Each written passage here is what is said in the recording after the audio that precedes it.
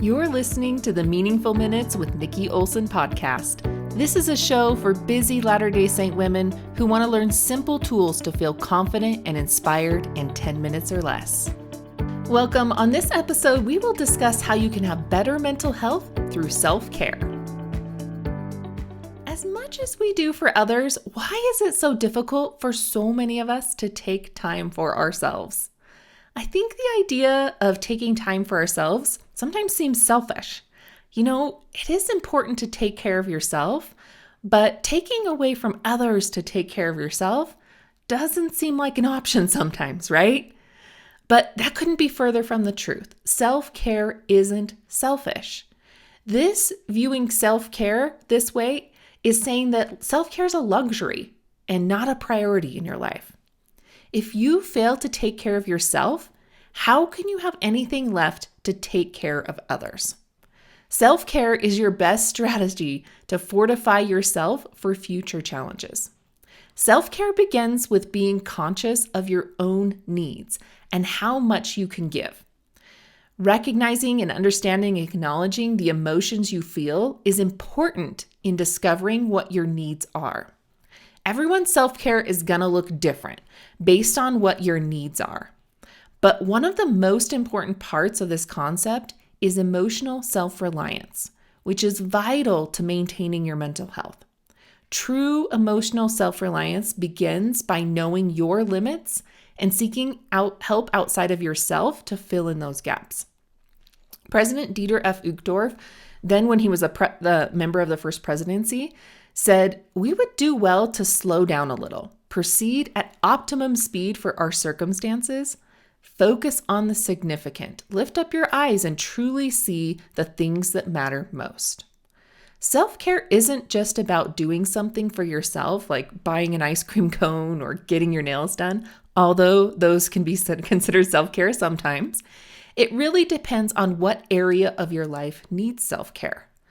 This is where it's vital to be in tune with yourself and what you truly need. I want to talk about 5 different types of self-care. And as I go through these types, check in with yourself and see if you are in need of some extra self-care. Think about that oxygen mask analogy I talked about a couple of weeks ago.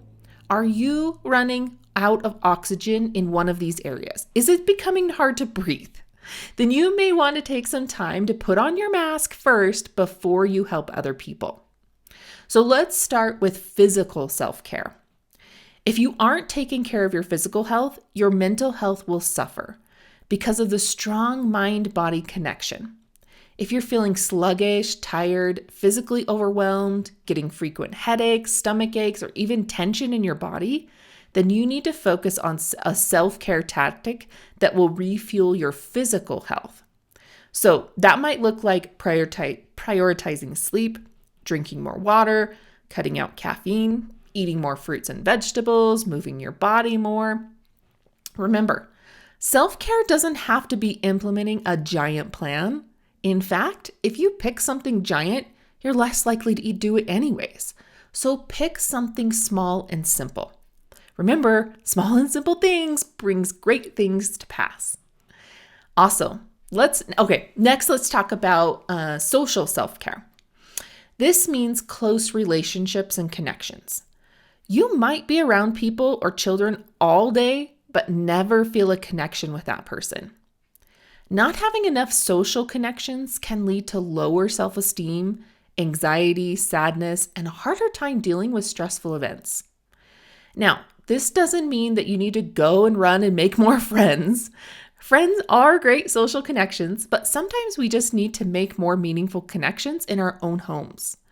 Think about the last time you meaningfully connected with your spouse, with one of your children, or even with one of your parents. And again, this doesn't mean you have to go and plan a 2-hour activity. This can just mean putting down your phone and being truly interested in the person for 10 minutes. Or when your kids are upset, instead of trying to force them to do something, just sit and listen without judgment or advice. Or just be interested in or ask questions about what they're interested in without being involved in something else like dishes, laundry, or making dinner. You'll be surprised at how much you can gain from these small, meaningful moments. Okay, now emotional self-care. How well do you deal with your negative emotions? Do you try to push them down, distract yourself, or find ways to get rid of them soon as you feel them? If you aren't able to acknowledge and express your negative emotions every day, you will have what I call the volcano effect. You will shove them down and they won't immediately do anything to you, but as more and more emotions get pushed down, you'll feel the pressure building. And at some point, that pressure will be too much and your top is going to blow. The problem is your top doesn't blow at the exact time and place you want it to. So you want to learn to release that pressure regularly. That's going to look like maybe journaling without judgment, finding someone to talk to that just listens, having a good cry, or working with a professional that can teach you to feel those emotions rather than push them away. Okay, mental self-care. You might wonder how mental and emotional are different. I did for a long time. But mental is more about how your brain is functioning. Does it feel slow or foggy or cluttered? Is it having a hard time recalling things? Is your memory suffering? Are you having a hard time coming up with words you want to use? Then you may need some mental self-care. This can sometimes run over into another category like getting more sleep, expressing your emotions better, or learning about what thoughts trigger your mind to feel that way. This may mean you will want to learn skills in self-compassion, forgiveness, or communication. Also, it could mean that you need more mental stimulation, like reading, sometimes reading something you enjoy, or watching a movie to learn something new, or playing puzzle-like games. All right, lastly, spiritual self-care. This involves nurturing your spirit, not just doing a spiritual habit to check it off your list, but to do it for a spiritual connection, which I talk a lot about in my spiritual survival course. I'll link it for you in my show notes. You can do this by looking for ways you saw the hand of God in your life. Writing down what you're grateful for, like a thank you note to God. Writing down your prayers before you say them, so you can concentrate on a conversation in the prayer rather than a checklist. Okay, now don't go work trying to work on all 5 of these areas at once. Look for the one thing that you need the most oxygen in and pick one thing in that area. Remember, small and simple. Then make it a habit of reevaluating what area you're needing for self-care regularly and add in something else that is helpful. I hope these minutes you spent with me were meaningful, helped you feel inspired and more confident. Check out my show notes for links to my website, social media, and free handouts for remembering how to implement the skills. I know there are other women that could use this information. Leaving a review is a great way for other women to hear this message.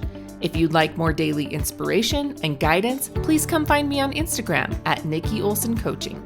If you share this episode, please tag me. I love to connect with my listeners. Thank you for listening to the Meaningful Minutes podcast with Nikki Olson.